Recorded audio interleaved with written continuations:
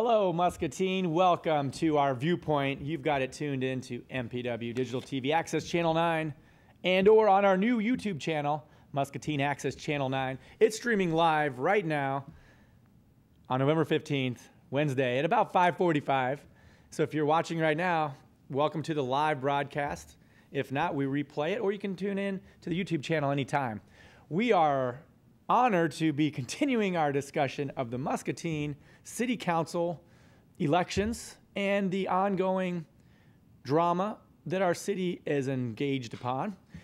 And we're going to be talking about some election results. And we have a representative of the community. How do you qualify to get on this show? You just have to be a community member that wants to communicate with its fellow residents using YouTube and our channel. That's all there is to it. Give me a call, and more likely than not, I will welcome to have you out talking about whatever you want within reason, as long as it fits the theme of the show. Muscatine Viewpoint is a show about the people, places, and things that make Muscatine a great place, and I like to have it be kind of political if possible, because we've got CNN, Fox News, all sorts of opportunities to tune into political shows on a national level. This is the Muscatine one. Things that really matter. If you're driving along and you bump into a pothole, we might address that on this show. What about your neighbors and their antics with the fireworks? This is the show where we can flesh all that out. I'll be introducing our guest. His name's Taylor Williams of the Pearl City Podcast in just a moment. Oh, there he is. Hi there, Chad. Thank you for having me on. I appreciate your program. Yeah, I appreciate you. And I've just remembered you actually are a staff member. You did several little segments for us. That's true, yeah. Yeah, those were some of the most fun I had on a camera. Yeah, and we're going to interview you a little bit. But I do know that you are engaged in a podcast, and it is called The Pearl City. Now, if you didn't watch last week, you might not know which side I'm talking about. But in my opinion, the town is divided. Or was divided. It is. Actually, I think it's even more divided now, unfortunately, and or fortunately, depending on who you voted for.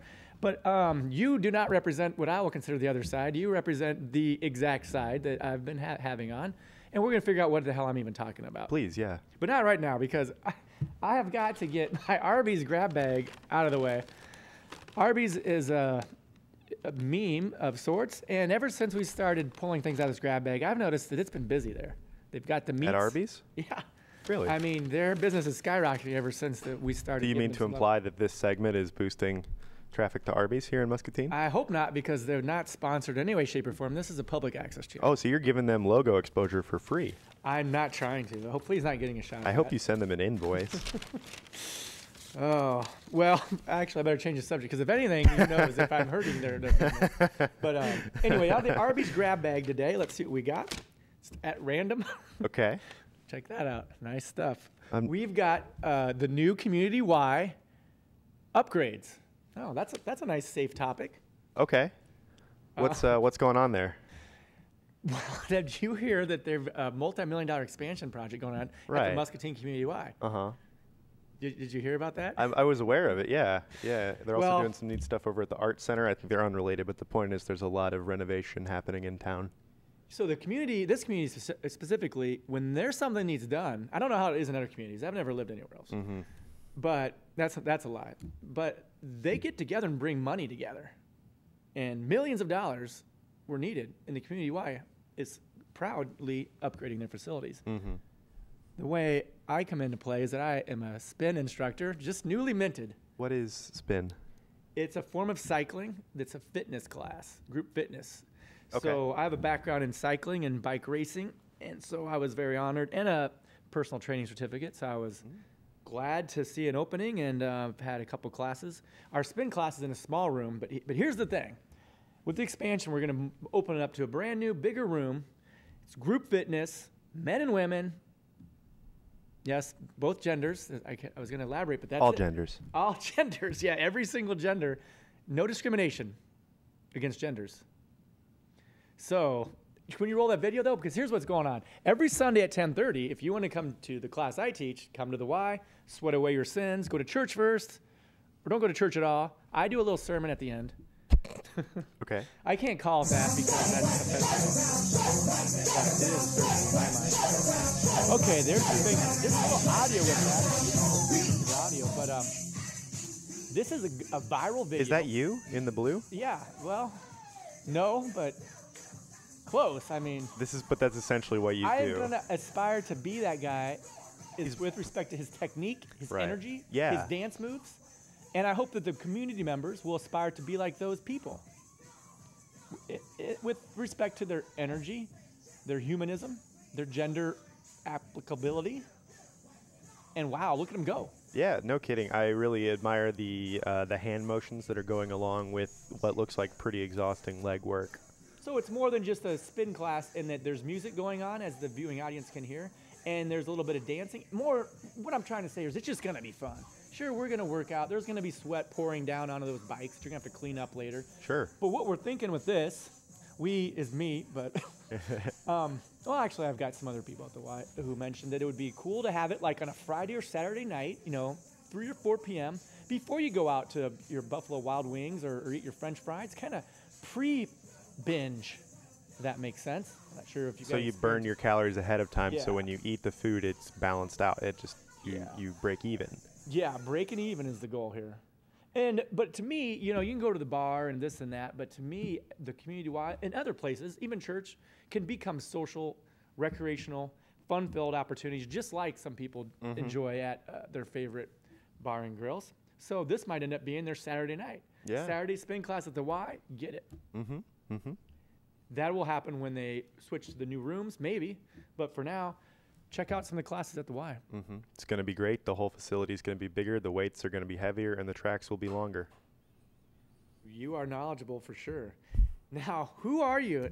Okay, your name's Taylor Williams, and you do a podcast called Pearl City Podcast. And I brought you on here because, man, I happen to be scrolling through my social media pages.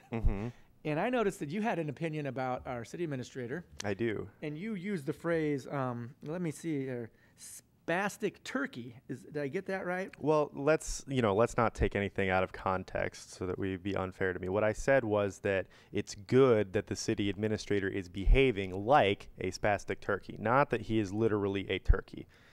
And I know, just to also to let viewers know, this show is produced by myself, Chad Bishop. It does not represent Muscatine Power and Water Cable Company or the community college. I'm doing this after hours, but I want people to know. So it's true facts at the time I said them, and they're just my opinions. And maybe if I have one wrong, you can correct me, or the viewers can correct me. Oh, if you're wrong on the internet, someone will let you know. Yeah, the internet's always truthful, I found. But yes, the point, and again, if they haven't... Its days are numbered at their current job. There's a relationship between that animal and the behavior of the city government. So you did put some thought into it, and I did notice that you have a political passion, and that's why I thought of you when I come on out to the show, because what you're doing with your podcast is similar to what we can do on Channel 9, especially now that we are on YouTube. So people like you, despite of and because of your opinion and willingness to share it, are welcome to communicate in this venue as well, up to a certain extent. So far, so good. So, what happened at the now? Background on you, besides your podcasting, we're gonna be talking about the mayor and the council and the city council. Do you have some specific relationship to any of the people that I just mentioned? No, I got to disclose, I am Facebook friends with Mayor Utterson, and council member at large elect Kelsey Brackett is also a Facebook friend of mine. You're not related or have any other affiliation with those two people? No. In fact, I have kind of like the opposite of a conflict of interest, because my grandmother, who I love, you love your grandma, actually loathes the mayor, like a lot. It's very funny. It's for personal reasons that are completely Thanksgiving's gonna be fun, right? apolitical. Yeah. It'll be, if all we talk about is the Muscatine politics at Thanksgiving, that will be so much better than talking about national politics. You should put that whole Thanksgiving on your podcast. I'd tune in, maybe. Live stream me Wouldn't that be funny? eating. Some people's Thanksgiving, they're watching your guys' Thanksgiving because theirs is boring. Like, check this one out. Yeah, that that brings up a point. A town divided was a theme I came up with, or maybe somebody else did, but there's some division because of the issue, and even you and your grandma. I mean, I'm sure you love each other. It's not a big deal, but you might have a differing opinion. And this is really bringing people to Muscatine to a point where they've got political aspirations. They want to be informed now. I didn't notice that the turnout for voting was that great 2 years ago. Boy, it was something else this time around. Good. I've even voted. I mean, I usually don't vote. I mean, a lot of people who are engaged politically don't vote because they just don't feel like it matters. Right. And that's, I don't know. There's probably a case to be made either way on that. I did vote, though. I'm just happy that people will volunteer to be city council members and mayors. that anybody still wants the Yeah, job I mean, after all this. Yeah, and so usually it is just like, thank you for, a lot of times the council members run unopposed because one, they did an all right job, and two, it matters, but it's kind of a big time commitment and a huge learning curve. So there's not too many people that are courageous enough, and I appreciate all the council members, past, current, and future. Fourth ward results. Okay, let's just kind of break it down because I know you probably already did this on your podcast, but the election happened. We weren't sure which way it was going to go. The people are going to speak.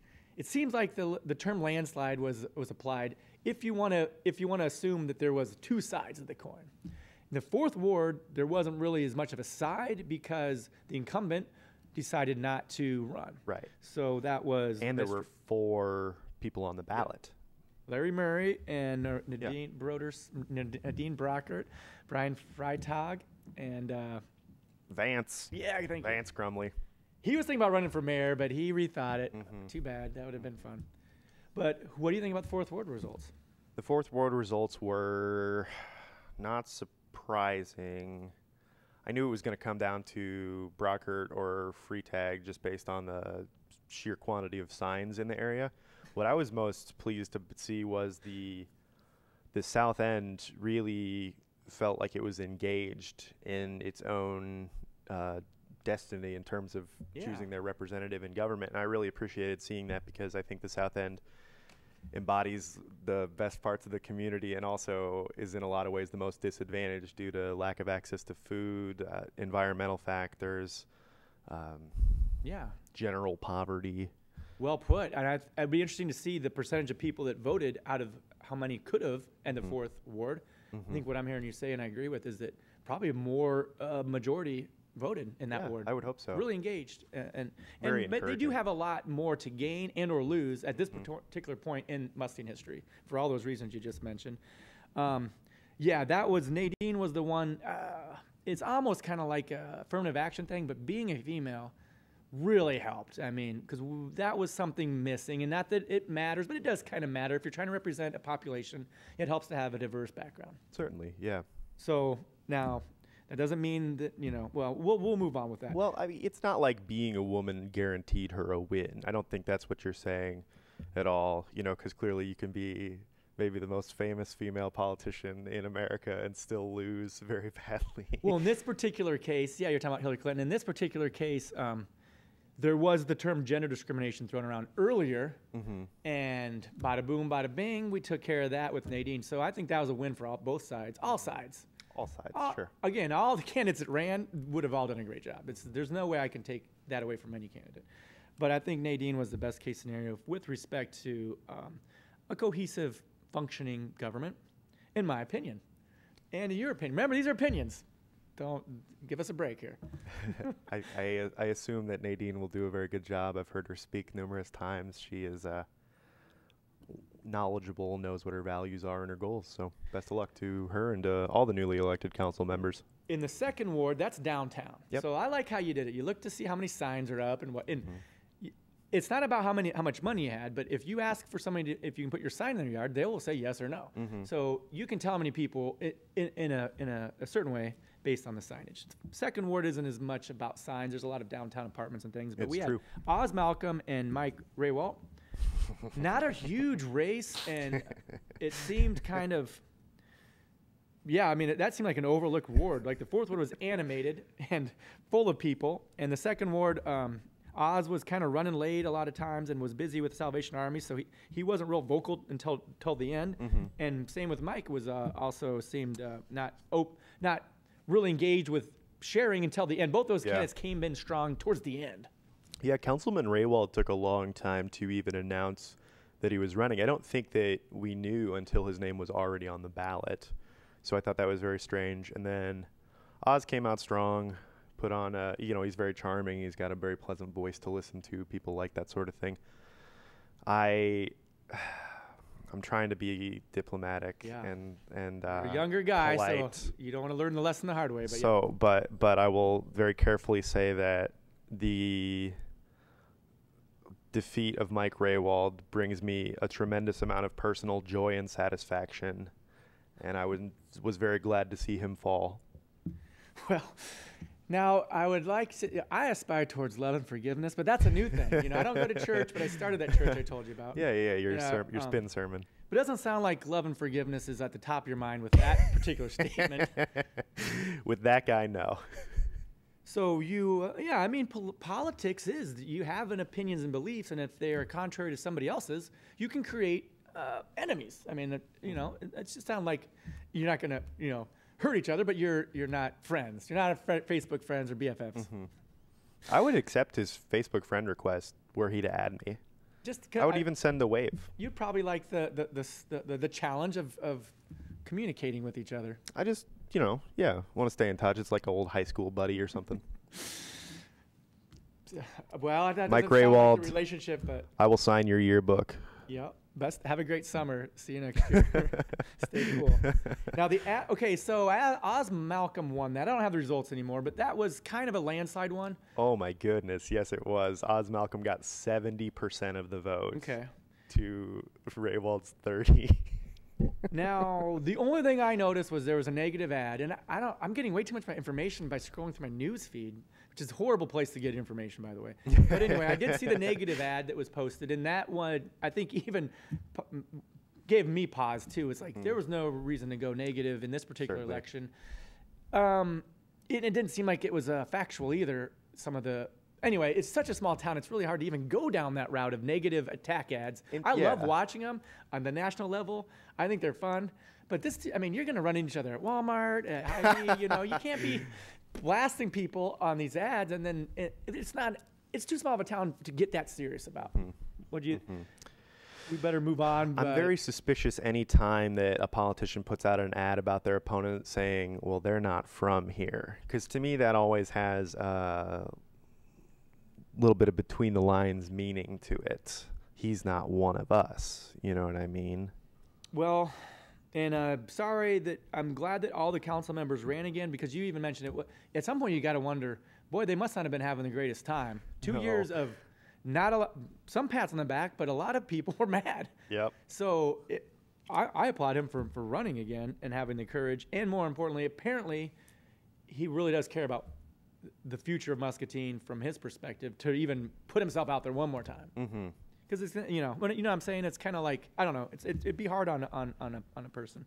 At large was a real interesting race because we had Scott Natvig, the incumbent, and then two opponents, and the opponents were kind of from the other side, if you will, Brackett and Dennison. Splitting the votes was a concern, but again, this one was, if you consider them on the same side, I think it was a 65-35 split.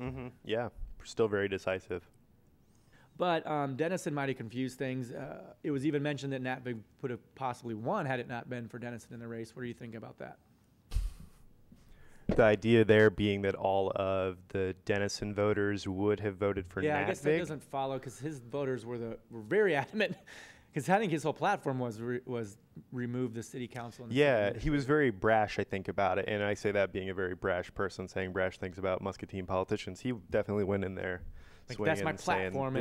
You're gone. I don't want you here. Vote for me and I'll get these people out. So who did you vote for out of those two, if you don't mind me asking and sharing it with the world? I strategically avoided endorsing any candidates throughout the election process, but I can now reveal that I voted for Diana Broderson for mayor, voted for Oz Malcolm in the 2nd Ward, and Kelsey Brackett at large. And you didn't find a sneaky way to vote for the 4th Ward candidates? No. Well, I mean, this is a time for you to come out. You know, let us know your sins. I don't commit election fraud. Well, Kelsey had a really great strategy of using social media and some humor. He's the one who kind of helped me with the Arby's situation. And that's when I knew he was going to win. It was when he started using the Arby's meme. Yeah. I was like, all right, yeah. But when it's time to get serious, he's going to get serious. He's going to lay down the law. Well, congratulations. He's going to talk like your uncle after you broke the garage window playing baseball. Yep. And everything's going to be fine and cool. Now, for the mayor, we had a little bit of trouble finding, one, Mayor Broderson decided to run again. Mm-hmm. Okay. That worked out, I suppose. But I could see that either way. I could see that working out either way. And Dwayne Hopkins was running, and he was asked to step down. And there was a little bit of a selection You process. also heard that? Yeah. Okay. He said it on the air. And Oh, did he really? yeah. Oh, okay. He was very vocal about exactly what happened and who told him to step down. And they ended up with, asking Charlie Harper. I'm surprised there was more, though. I would have liked to have seen like 7. Right. I think we were writing in Tony Tone for a while there. Yeah. I know of at least one person, hi Dad, who wrote in Tony Tone for the mayor, which he would do a fine job, actually. I think that Tony Tone would be a good mayor. I think that in the future maybe he should consider doing something like that. Anytime you elect a celebrity who's been on TV or the radio, they always turn out to be great politicians. Don't you agree? Well, let's move on because obviously you do. No, but Charlie Harper did a great job. Now, he wasn't a politician, and I think that was the strategy. It was let's not put an aggressive politician. Let's kind of use the strong weak mayor approach, and let's go with the weak mayor. Weak mayor, by the way, is a legitimate term from the Iowa Book of Mayors. It's called strong or weak mayor system. So I'm not meaning any offense by calling it a weak or strong mayor, but that's actually the terms they use. Would you explain what is a strong? Well, a strong mayor seems more of what the Broderson side of things were thinking. Oh, as in like the mayor in a municipality has power. The power to vote and all that. And then a weak mayor is more of like the more kind of an ambassador role as their first and foremost duty. And different towns have different approaches to that. Certainly. And while I can think of quite a few people that voted for Charlie Harper, but if they're in a certain position, there's no real payoff to come on the show and be real vocal about who you voted for. When you're voting, you realize how much secrecy they have on those little, what are those privacy ballots? shields? Yeah, you put them in a little envelope. It's personal. If your friends and neighbors, and more importantly, the people that give you money for the goods and services you provide, know how you voted, and they disagree, it could be a problem. Otherwise, why wouldn't everybody be vocal about who they voted for? Anyway, I can see a lot of reasons why it's in the best interest just to kind of move on with that. They're kind of the establishment camp embodied by establishment camp. All right. By Charlie Harper. They're on the back foot right now. Okay. I don't know. I can't see a lot of them clamoring to get on TV and defend themselves. Well, and that's kind of what I'm hoping to have happen. I'm kind of defending right now because there's points on either side, but establishment camp, and then what should I call the side you're representing? See, I like these words because I think we need some vocabulary words here. Certainly. Anti-establishment's too obvious. We're the people. The people, okay. The people have spoken. The people versus the establishment. Because there was the established situation. Okay, the establishment has no real vested interest in coming on here and potentially losing business and customers and having to deal with neighbors, giving them cross-eyed looks, and also getting high fives because I can't really argue much on that side because unfortunately the people did vote, and that kind of makes some of my arguments a little bit mute. The people spoke decisively too. Let's not pretend that this was a close election. 25% of the people spoke. 25%, which is still huge. That's a huge doubled number. the turnout. Yeah. Mayor Broderson, her first run won by 10% of the vote. This time won by 20%. So she doubled her margin of victory along with double voter turnout. There's not a clearer message that could possibly be said than that. And what was the message of the other side? Now, that's the thing, is that I don't think it was real clear because there's so much hush-hushness with respect to waiting for the legal situation to turn out. It was very clear what the people's side was because you guys spoke about it. You went to council meetings. You got on the media. When the media wanted to interview you, talked. I think that is an issue that needs to be brought up with the campaign strategy. Sure. Well, what their goal was not something that they could really say out loud, because what their goal would be to continue the undisrupted corporate money control over the city government that's been in place for decades, probably as long as anybody can remember. So the message, the goal of, say the incumbents, what did I call them earlier? The establishment. We'll just go with that. Was, you can't just get on TV and say, hey, look, we're going to make sure that industrial bosses continue to run this town, and that your rent keeps on going up and that food prices keep on going up and you're getting all of your money bled out of you, because that's not a really good campaign message. But they were essentially saying, hey, let us keep doing that. Now, I love when you just kind of talk brashly like that, because I'm not going to defend the other side of things, but I do want to plead with members of the community to come out to this show, because I'm not having any trouble getting the people to come out and speak, Sure. and I really would like to have some other representatives. Can I give a shout out to somebody who I specifically would like to see on the show? Sure. There's somebody who runs a right-wing libertarian YouTube show about Muscatine politics that actually predated both of our shows by a long time. Is called In Real Time, Muscatine's Voice for Liberty. But time is spelled T-Y-M-E. They got a big story about an unauthorized cat at the Clark House on the YouTube page, and I really would like to see that person come out and share their views with the world more clearly. Bring those YouTubers out here. Yep. Time, that's a spice. In Real Time, Muscatine's Voice for Liberty on YouTube. Wow, this is not my show. It's the people's. It's the establishment and the people's show. Can't even use the word people now. Yeah, you just took that whole word out. I politicized the word people.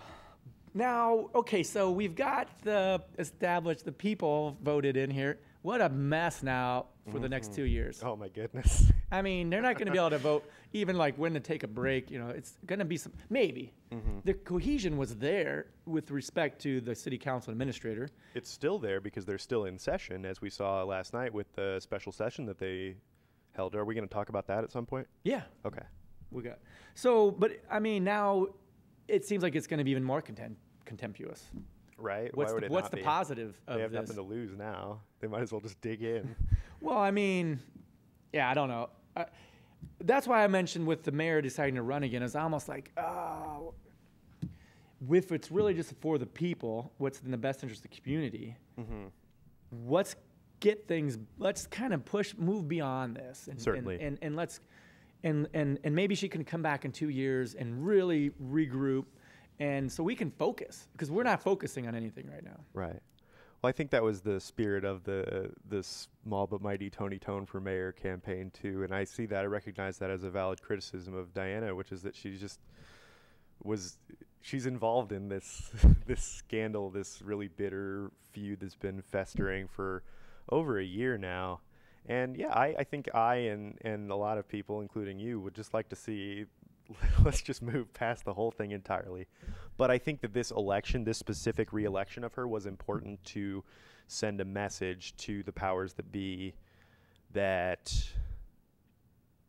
this is not okay, that their hegemonic control over the government and absolute power is not acceptable anymore. Maybe she could have just ran and won and then resigned or something, because I almost wanted to have a vote for the message, because that's what doesn't matter to me which mayor won. To me, it was let's vote on the message, which form of government, which side is right in this situation. And we kind of decided that, well, whoever wins mayor is how we're going to decide. I'm not sure if that's true, but that's I'm not being serious. Obviously, she shouldn't resign now, but that was kind of the thing, is I want to vote for the message. You know, which side are you on? Now, for me, when the council impeached her through their own hearing, they were the judge, the jury, and the prosecutor. To me, that's the thing that really probably made it rough on the middle of the road voters to see it through, because that was a debacle I have here. That's my vocabulary word. Debacle. Because I was filming it. I was like, all right, here we go. But then I was realizing, well, we already know the vote. I mean, why are we doing this? The only reason I could see why we're doing it is because the council wanted to have an opportunity to show what they were charging with, and they had no way of doing that except for through this format. But when the district court judge then said, no, you can't be the judge, jury, and prosecutor, all he was saying was what we already kind of knew, was no, of course not. So that made it hard for some people to vote. But here's the thing. I did a little research with some members, and Miss Utterson has never been found, she's never been cleared of the charges against her. As far as we know, she's guilty of those charges with respect to in a court of law.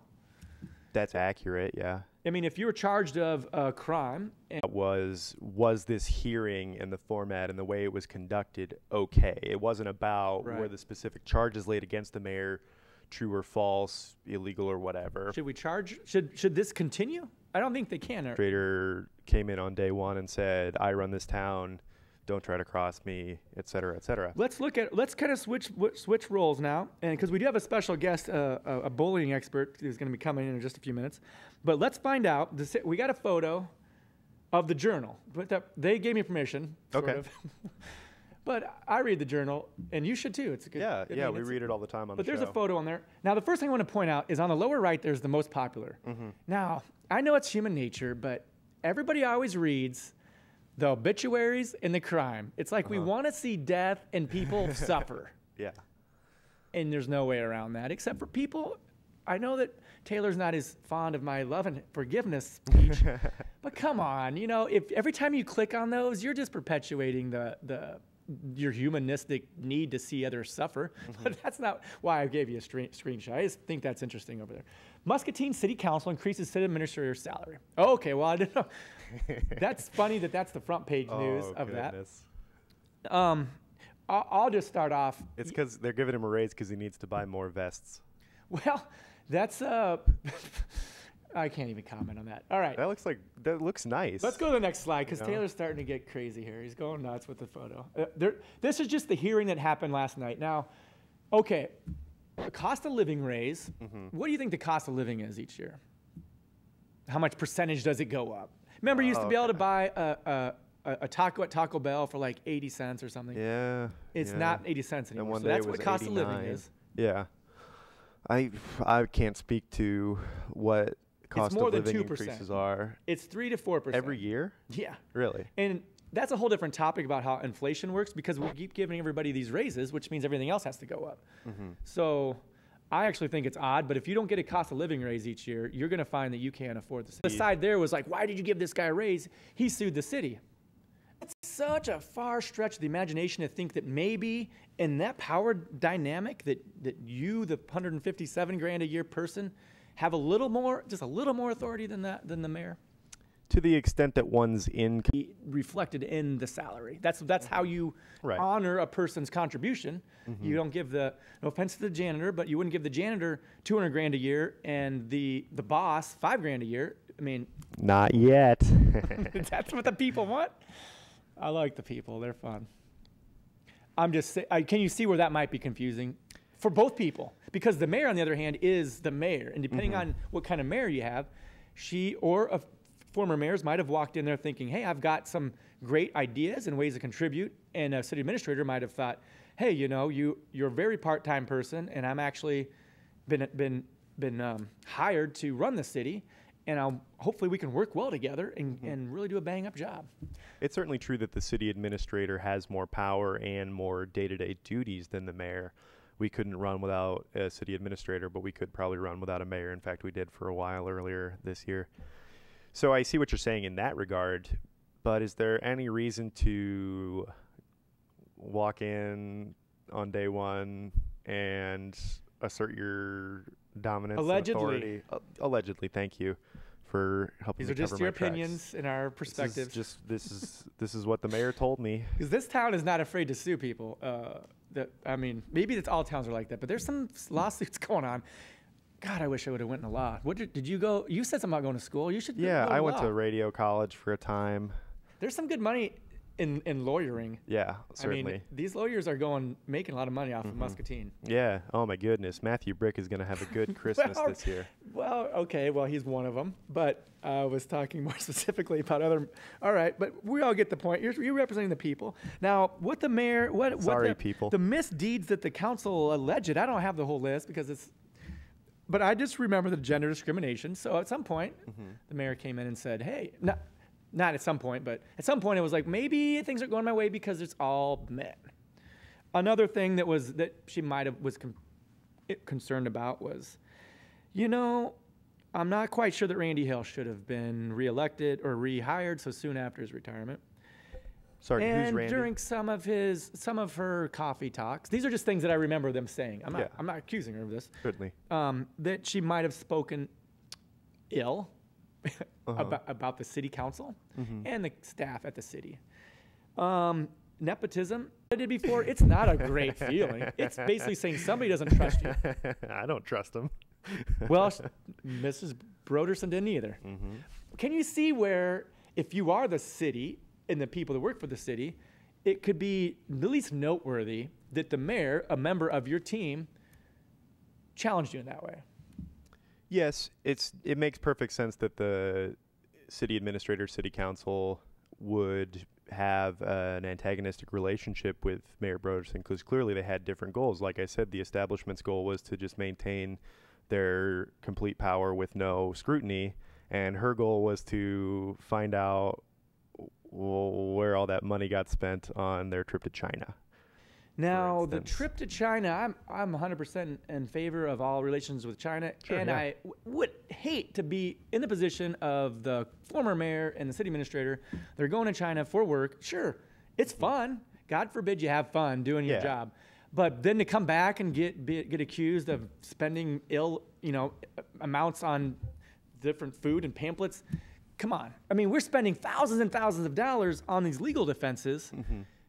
I don't know. I'm just saying at some point we have our own personal lives and things to worry about. That one was pushing the edge for me, for sure. Well, the specifics of what I believe, some state official ended up saying, look, we all like to use our resources at work to make our lives a little bit. Paper clips and stuff. You take some paper out of the printer. I've zipped it up for the safety of the business. Anyway, so I don't mind if Gregg Monsager and okay, but keep your receipts. Keep your receipts and let people access that information, because you and me and everybody who pays taxes in Muscatine has a right to know where that money is being spent. So it is very important. That's, I think, an essential function of a city government, is to be transparent with their spending. If every decision that a city elected official or city official is challenged by the people, is that really an effective way to run our community? Isn't that going to be cumbersome? Like, it's constant battling and turmoil and conflict. That's not good group cohesion. At some point, wouldn't it be, in a perfect world, you just respect the person you've hired or elected, that they're trustworthy, and then focus on ways you can contribute to the community, and instead of being the watchguard of others? I mean, I'm saying that there's a lot of negative infighting that's not in our best interest, in my opinion. I think that trusting the government is unhealthy for a person, and also I find it to be un-American. Now, not that's necessarily a good or a bad thing. Now, the way I understand it, the council wanted to impeach her because it was costing a lot of money to deal with all the lawsuits she was wielding on them. Mm-hmm. So Matt Brooke was hired, had to defend the city. So now we got money being spent both sides, and I think that we ended up, I don't know who we even is, but somehow, anyway, that was a valid reason to impeach a mayor. This is costing the taxpayers lots of money. It's strange. That's like if you see that there's a trash can on fire and you say, oh, I'll go put that out, and you shoot a flamethrower at it. The way that they did it, oh, she's spending so much money, we'd better shell out $500,000 in unbudgeted dollars, allegedly, approximately, to solve that problem. That's an insane way to solve the issue. It didn't go according to plan, did it? Did not go according to plan. Not on either side, though. I'm baffled that they even thought that it would work in the first place. I really am. That's kind of why I would like to have some members of because we can't speak on behalf, but I would like to clarify that, because there's reasons for things to happen, and it sounds like you're confused about them. I'm confused and amused. When the current mayor ran the first time, she had a lot of on her agenda, and even I was like, whoa, wait a minute, that made me nervous. Like, how are you? That's not what but the point is, not a lot got accomplished. Mm-hmm. Is that maybe why she's running again? Because now she's got 2 more years to get some of those, something that's like helping with the MCSA. There are a lot of programs. She works at the Y, so she's a really good advocate of strengthening families. Lots of great things. No doubt about that. But I don't know if it's this next 2 years is going to work, because we're still a little bit of infighting. Or what's your projection for the future? The next 2 years, not after that. My hope is that the 3 who go on there, the 3 newly elected council members, will represent the people well. I have no idea. They haven't taken office yet, so I'm not for or against them yet. I'm eager to see what they do, and I hope that they can band together with their strength and power to carry out the people's will. And I figure one of the remaining 4 is going to be easy to swing over, either because they'll be afraid they'll want to get reelected in 2 years, so they'll want to do some things to improve their stance in the community, or on an issue-by-issue basis, you could grab one of them. That's my hope. That is I think the most effective strategy going forward, is to try and flip one of those other 4 on a given policy issue, whether it's ending the pit bull ban or anything else to address the needs of the community. Now, if you are in Gregg Madsager's position, I feel like he hasn't had a chance to really defend himself or fight. It's kind of a fight or flight situation here. I mean, he could come on my podcast. Now he's decided to fight with the lawsuit. And for me, that's great news. It's not, but it's like I feel he's being bullied. I really do. And I find it so clever that the campaign for Mrs. Broderson was about bullying. And Gregg Madsager, it's going to be hard to find a job. Oh, yeah. And it sounds like he's wanting the legal system to help flesh out the reality of whether that should be the case or whether he was wrongfully situated here. He's got defamation, infliction of emotional distress, intentional. Okay, that's a fake laugh. No, that's so funny to me. Well, you've read this. No, I didn't know that he was suing for emotional distress. That is one that comes up a lot. All right, we need our bullying expert out here. Oh my goodness! In case we have what a clown. In case we get an argument here. Okay, our bullying expert, because I think Taylor's trying to bully me by laughing instead of talking. Oh my. Okay, here's our bullying expert. Now I called him in. Are you serious right now? No. Is he suing for? Oh yeah, the defamation, inflammation, emotional distress, intentional interference with prospective business advantage, intentional interference with contract. So, hello. Hey, what's up?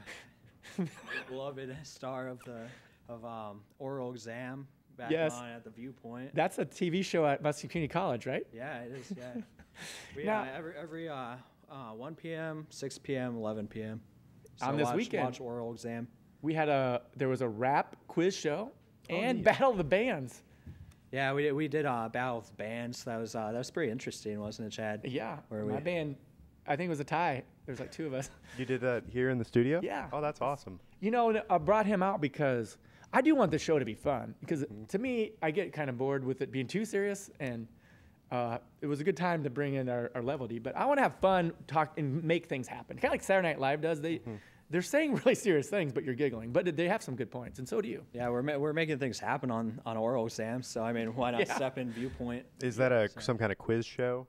Oral exam. It's spelled like aura, so it's like it's a music-based show. So fans in the audience want to come out and play some music. Oh, neat. I think that's the answer to a lot of our political strifes. Yeah. More jam bands. I think that it's obvious that everybody would have voted for Willie Nelson for president. He would have done fine. Now, do you have any? Okay, so I want to know who's bullying who. That's why I brought the bullying expert. Okay. I don't remember if you were bully or you were bullying or if you're bullying somebody right now. I think that personally right now, like I'm probably being the bully by just stepping in and interrupting your show. Like you can't see it, but he's kicking me under the table right now. He won't even talk about anything about his. I don't want to steal the fame away from you, Taylor. I mean, you're a great guy. Oh, my shin! Stop. Is this like bullying happening right here, isn't it? Yeah, I'm kicking this guy right now. Yeah, he hasn't said anything for a while. Yeah. So were you bullied? I don't want to get too deep now. You need some tissue? I think get some tissue out here. There's another Jordan out here. Get some tissue out here. I think I'm gonna be a bit sad when I say this, but instances in the past, you know, with oral exam, Jordan was kind of, I won't forgive you for what you done to me, but I mean, I guess I just have to move on, you know, from So things. You know what it's like to be bullied. Yeah, I've been pretty bullied in the past. Look at him, Taylor. It's rough. Angel, he's been beating me up for quite a while now. So I just barely know what the hell you're talking about. So I know the viewing audience doesn't. Are we allowed to cuss on here? Did I cuss? I mean, is hell a cuss? That's where most of us are going. Taylor, get the hell off the show. It's my show now. All right. That's the threshold, though, because I can't have any way to. Okay, so we can't go further than. No. We can't go deeper than hell. No. All right. On your podcast, you can do whatever you want. Oh, and we do. Come on, man. It's oral exam now. We're gonna get that drum set and we're gonna jam. All right. I wish we had a photo of this oral exam that you bespeak of, and I wish that was a word. Now, she is claiming she was being undermined in a position. So she's claiming that there was gender discrimination. She's got some points as well. So basically it looked like her and Gregg just didn't get along from the get-go, and the city council was put in the middle of it. Do you agree with that? It's like two people bullying expert, Jordan. I think and the city council was like the principal who had to step in the middle and try to make sense of it all. But there were two sides, and they're so oppositional. I don't agree with that analysis. I think the city council and the city administrator were on the same side from the beginning. But if you're breaking up a fight, at some point, isn't it sometimes the case that one person is right or wrong? At least the person breaking up the fight might say, well, who hit who first? Sure. Who hit who first here? Honestly, my thoughts about this is that, like, being the bully expert and all, I can tell you who's been bullied or not. Hopefully things can get settled out. And isn't it about who hit first when you think about bullying? And didn't Miss Broderson hit first when she sued the city and sued council and even sued the media for is out? So that's what you're gonna find. Can you see where I'm going at with the goals. question of it's not super clear to everyone who was being bullied here? Sure. Each side can have a case for who got bullied. I know it's hard for you to step inside the administrator's shoes without laughing or being offensive to certain people, but I think he's got a great case. Man, Taylor's being a bully right now. Come on, Taylor. Yeah, he is. Listen, he's a big bully. I think that in order to be a bully, you have to have power over the person that you are bullying. And I don't have any power over Gregg Monsager. He makes $157,000 a year. I'm questioning your authority. Feel is right. You gather all your buddies up, in this case the people, and you address the situation with the person that you think is not acting accordingly, which in this case, the mayor gathered up all of her friends. Trying to get kind of clever, but you know what I'm saying? Like if you go get your Billy laughs. Who's been bullied on the council? Like what has happened to these? I owe myself an apology. I might as well just punch myself in the face. Why am I hitting myself? Why am I hitting myself? I think I'm going to sue myself tonight. I wonder how that would work out. Now, if you're on the playground, though, and a fight starts, I think there's still a case for it. I don't think you got a good point, though. The city council, I think, was not bullied. I want to hone in on maybe not ever again because this whole episode's making me nervous. But on the two people that are being bullying each other are the mayor and the administrator. The council is in the middle. That's why I started earlier. You might have had a slightly different take on that, but I agree with that. I don't think the council is being bullied, but I do think there's a case for either side to say they are the victims of this guy in his bullying ways. And to be clear, I don't doubt that Mr. Monsager has experienced significant emotional distress throughout this situation. Anybody would, it's kind of a bummer situation. What I do have some sympathy. A weird point is such a small town.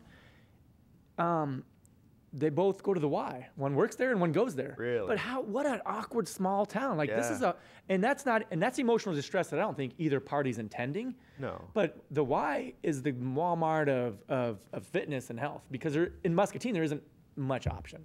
And I'm not saying there should be. I love the Y. It's true. But isn't that kind of an interesting thing about why this is such a heated debate? Such a small world with the two of them. Well, yeah, because it is going to affect their day-to-day lives and probably our day-to-day lives. Anybody who's involved in this, we're gonna bump into each other at Walmart. Inevitably. I don't leave the house. I only go to Walmart before 6 in the morning for that exact reason. That's a good idea. And never Hy-Vee because I'm too comfortable there. Really? It's bright and I know everybody because they're at my same level. And I don't even know what I mean by that. Like capitalism's bad and all, but Hy-Vee is a pleasant store to be in. There's a lot of friendly smiles. There really is a helpful smile. What do you think? Most of the aisles. They're definitely almost all of them. They definitely have a friendly smile because I don't see anyone bullying anyone at Hy-Vee. He works there. I mean, I see. I mean, I've seen Jordan like whenever he's there and whenever I'm there, he just comes up to kick me. I think he's on overtime. Wait, isn't your name Jordan? Yeah, his name is. There's two Jordans. It's always Jordans. Here? I have at least two Jordans around me. There's some people for those of you at home. There's some people in the back in the control room who are running us tissues and things like that. Apparently, Jordans are the bullies. There's two Jordans. It's right about the time Michael Jordan was kind of thinking he was good at basketball. A lot of people were having children, and that's the same thing with the Britney explosion of 2000. Man, but yeah, well, I know was another one that's going to be imploding. Yeah, Kyle. I know. Yeah, you don't like after World War II. How about Taylor Swift? Taylor Swift. Taylor Swift. Having a big moment right now. I know she's probably popular when you were born, Taylor, right? People were watching this She show. might be the same 2009. age, honestly. Really? She's probably just a couple years older than me. Maybe 4. Ugh. Now, one more serious thing, then we'll kind of digress. But Mr. Magshanger did send a letter asking her to apologize. October 19th, certified letter. And she claimed not to have received any notification. Okay. But I had to take him at his word because he's now on the paper saying this. He asked Her show on the Pearl City Station podcast, which you can find on YouTube. That was the first, because at the time she was not giving interviews to other media outlets because, I don't know, YouTube, just search for Pearl City Station. It's the first episode, and then go about halfway through the episode is when we get to the interview with her. I'll probably release it, just the interview. How once many I get 100 views on that. if you get up to 100 subscribers, you get a couple extra. Facebook. You go on Facebook. It's the new MySpace. Good point. And super relevant. Now, Google is I'm the trying new to bully a Netscape. little bit. You got to tell us why you exist as a bullying expert. Man, being the bully expert, like you just got, man, you know what things are. And Taylor, I think you're a good guy, but right now, Chad, your words just they're going Cutting deep through you. inside of I have me. a They're cutting question through. for you. It's What rough to be a is- bully, When being you an expert. demand that an elementary school kid give you their milk money, what is the average amount of milk money you're finding when you shake these pockets? We talking like 50 cents, Mostly the money I get Yeah. out of all these kids. Yeah. I usually get an average of at least $100 because they come loaded. What? They come you tell me loaded there's once. kids They who got a want cost of $100 living in their raise pocket. too. I need a cost of living rate. With the tooth, like tooth See, situation. he's not a bully. He's a chocolate peddler. Oh my gosh. He works for Well, Big let's Chocolate. Let's keep the vocabulary down. I mean, you just sit on the campus, sell all these chocolate bars. You get a good buck out of them. Do you remember when you would do the school candy bar fundraisers and they would give little prizes away and stuff like that? They would Oh have yeah, little knickknacks. Yeah, I remember this thing that had a spinny fan on it that would like shoot up in the air and gently float back down. It was pretty cool. Yeah, I wanted one of those Hamburger phones. They would give away hamburger phones if you sold enough candy bars. Oh yeah. Well, I know that for sure. Like we have all like the toys and stuff that comes with it. Like you just give a kid a toy, they're set for life. Well, that's not bullying. But You're a really bad bully. well, what Yeah, you do is you give it to I think them you and then you bullied- take it away from them. Oh, What you do? okay. You just give them the toy and then you just snatch it right out of their hands. That's the real bullying right there. You need to take a bully break. You've been bullying so much, you don't even make any sense to anybody. Yeah. I'm trying to bully you just to let you see what it's like. I hope you could leave this interview and never bully again. I've become accustomed to the bullying life. I hope I can get away from it. You didn't but choose this it's- life. It chose you. Yeah, it's hopefully over time the bullying will stop, but right now it's a big issue. Have you ever figured out why are they hitting themselves? Why they're hitting themselves is just so the bully won't hit your them hand is- because they just they just like hitting themselves. And Toilets, do you do the swirly or the snuggie? Like, is there a fad? Snoogie is honestly, now it's gone away from sticking their heads in the toilet. You just gotta shove their whole body from the feet down into the toilet. No kidding. Yeah. There's that much space in those things? I thought they got smaller with the new environmental changes to the low flow toilets. Yeah. Wow. Well, the kids are they're getting small. smaller They're too. The small kids are children. getting smaller Yeah, because they he's- can't eat because they don't have any lunch money. He's got a shrink Yeah. ray that he shoots I've been them with. taking the lunch money. So Yeah, but like, they're so small they fit down the toilet. Now, if you're just tuning in, you might wonder what we're talking. We're talking about Muscatine politics. And This is we good are talking about politics. bullying because the whole point of this show, the only thing I wanted to have you ask yourself is who is bullying you with respect to the mayor administrator conflict. I have an opinion, but not an answer. We all have an opinion, but I still think I have a valid consideration. It's not super clear to everybody who is being bullied, and I think they each have a case. We know who he's been bullying, so at least we got something accomplished. you can go. Oh, is an inherently corrupt and unjust society, and that society should be dismantled.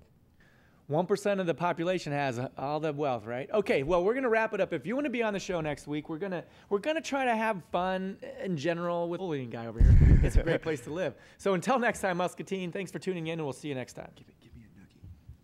Go.